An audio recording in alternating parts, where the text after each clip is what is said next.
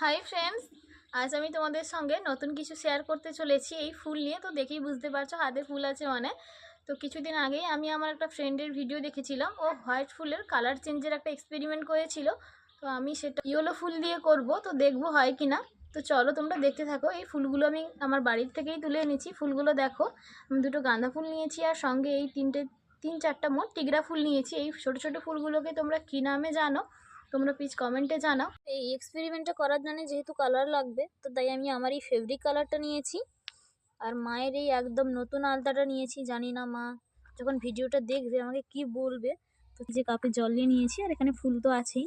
তো কিছুটা পরিমাণ আলতা আমি এখানে এই যে নিয়ে নিয়েছি, এটা আমি এবার জলের সঙ্গে মিশিয়ে দেব। তো দেখো কালারটা একদম চেঞ্জ হয়ে গেছে, জলের একদম লাল হয়ে গেছে। তো আর মনে হচ্ছে না এই ফেব্রিক কালারটা দিতে হবে বলে, এখানে অনেকটাই গাঢ় রং চলে এসেছে। তো এবার আমি একটা একটা করে ফুল নিয়ে এর মধ্যে দেব।